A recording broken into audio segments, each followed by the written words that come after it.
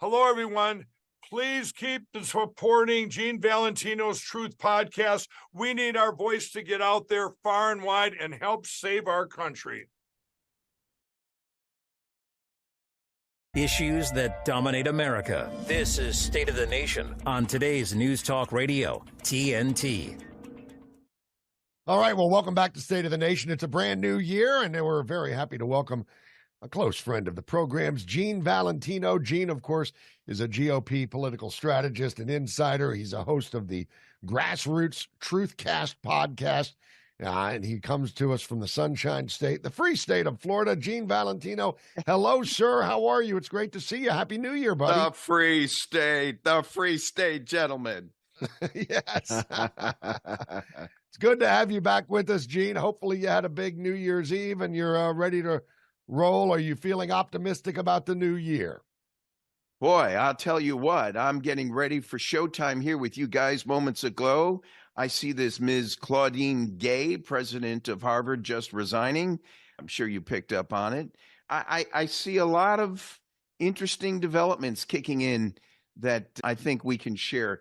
Can I share a poem? My producer, Deborah Nelson, gave me 4 lines that I thought, she says, hey, here's something to think about.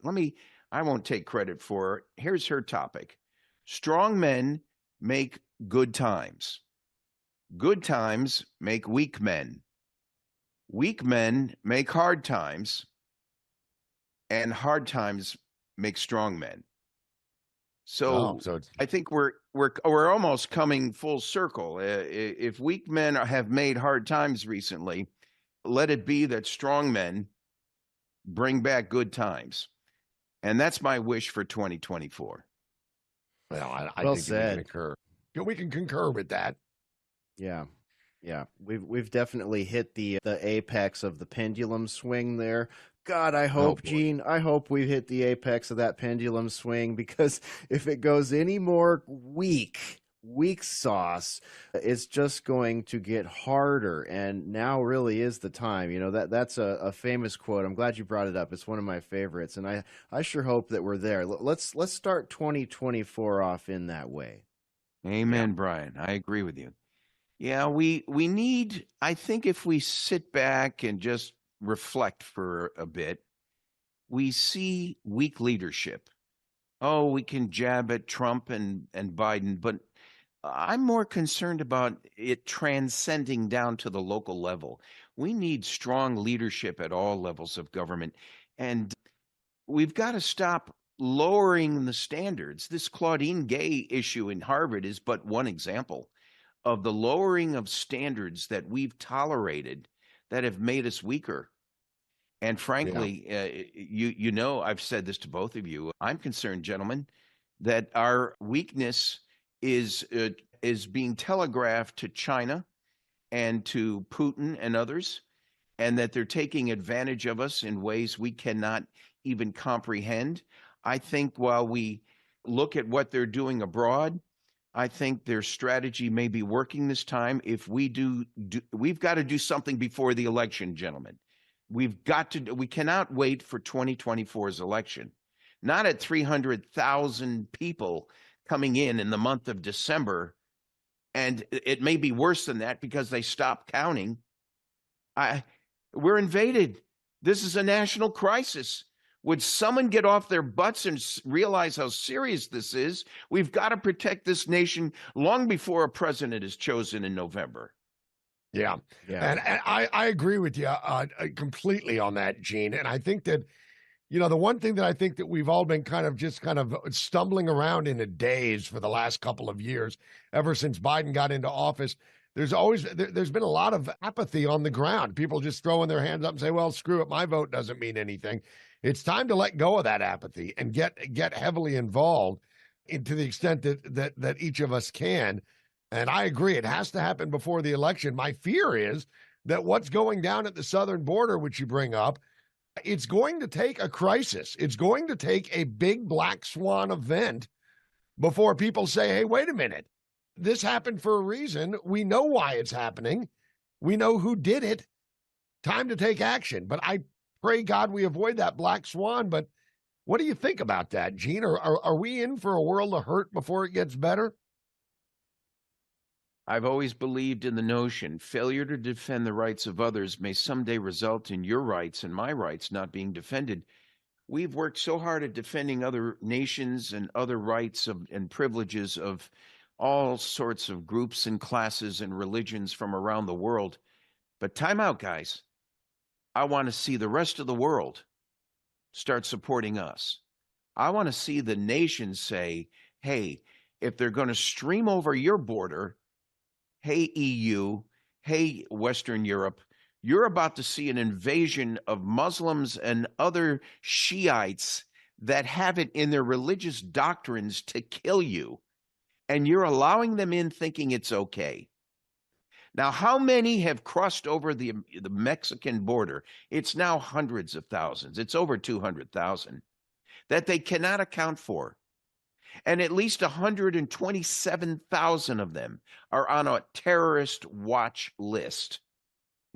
Might it be that if we take action on Hamas or Iran or any of the Shiite Muslims over there, Lebanon and Hezbollah, if we take any action, bold and brazen, because of the 120-something attacks on American bases or people in Iraq recently, if we respond in not in kind, but with force, geometric force like Donald Trump would have done, if we respond that way, my point is, what might happen to triggering the sleeper cells of these terrorist groups that sit next door to your home and mine right now, and we don't even know about it? What's going to happen in our backyard? Never mind Israel, Lebanon, and Iraq.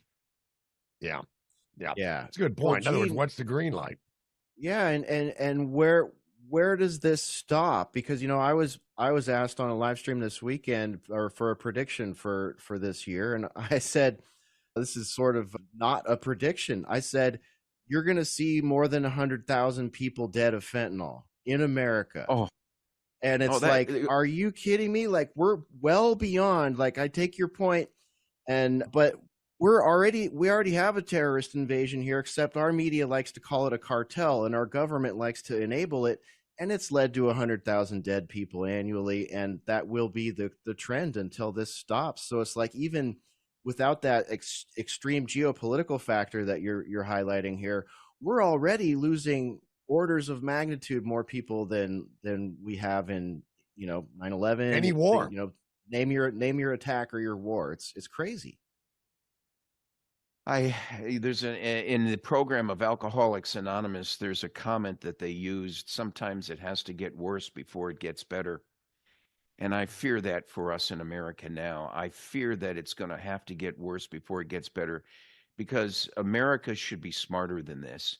They should be wiser than this, and they should be more responsive than they've been. To sit back and think that, the government has certainly got it under control.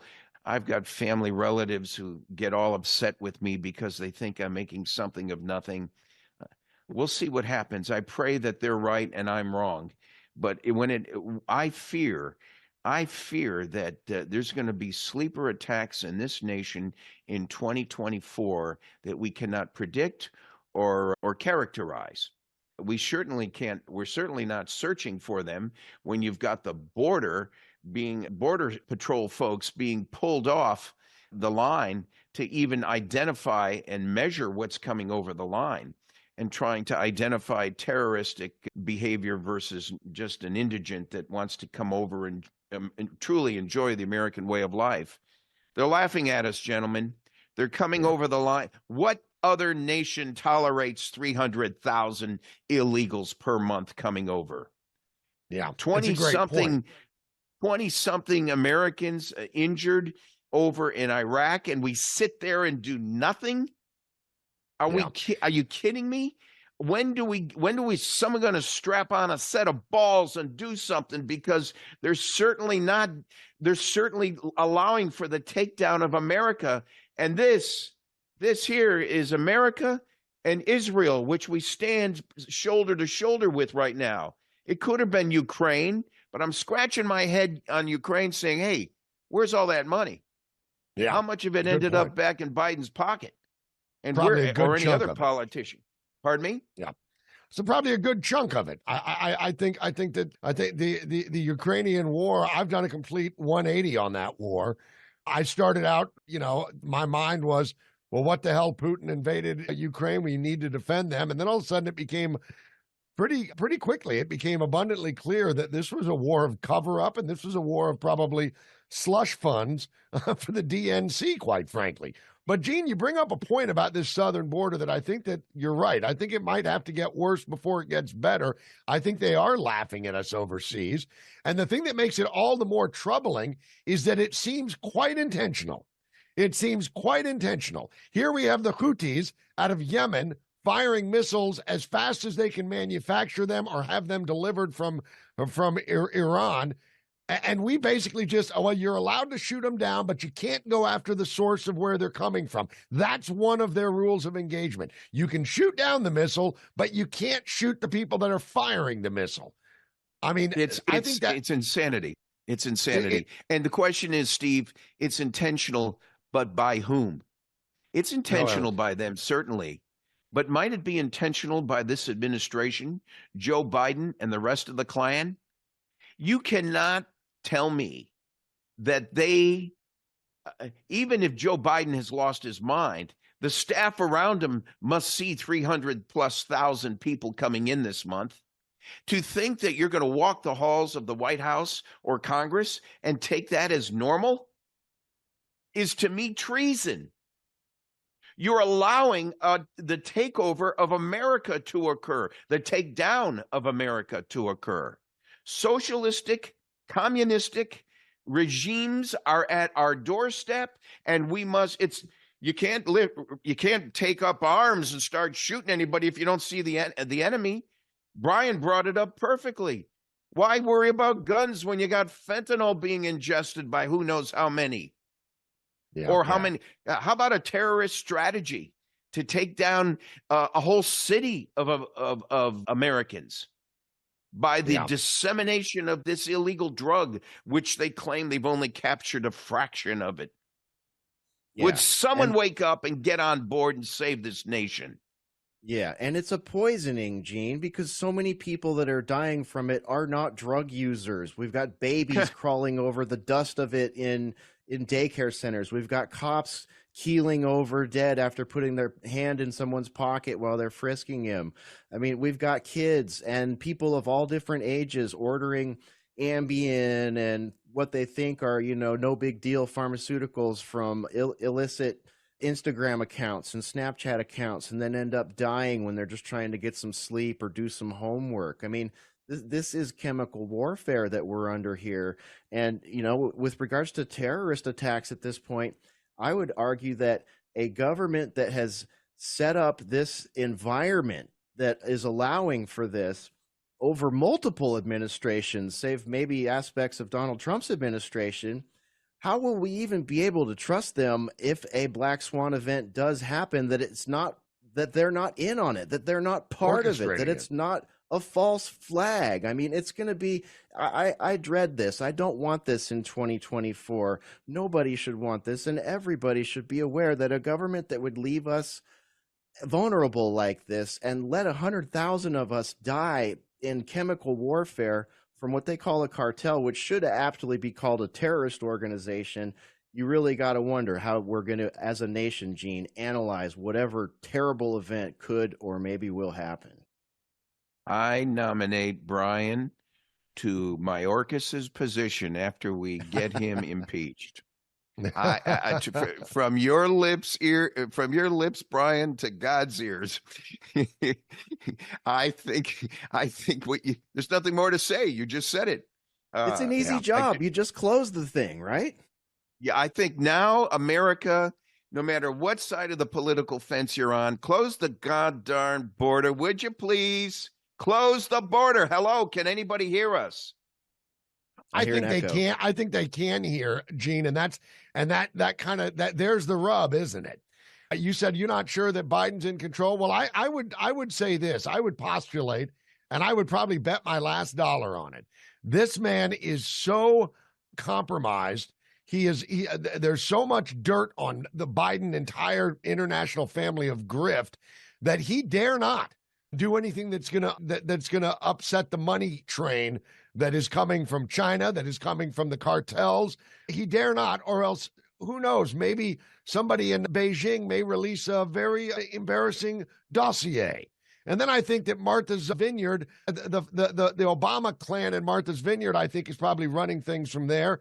This, of course, is speculation, but certainly no secret that Obama never had any love for this nation. So to watch it being intentionally destroyed on old Joe's watch because he's corrupt as hell, it just boggles the mind. It just boggles the mind. We've got the rest of the year, Steve, to talk about the politics and DeSantis and Nikki Haley and Trump and back and forth amongst the three of us. But today's issue, the border, but the economy. Oh, by the way, the economy. A Democrat had to say it. It's the economy, stupid. It's the economy, stupid. You need an economy to turn this around. And the economy I hate to interrupt you right there, but we'll leave it with the economy, stupid, because that's going to be a big one, too, coming into this year. Check out the Grassroots Truth Cast with Gene Valentino. This is State of the Nation on TNT Radio.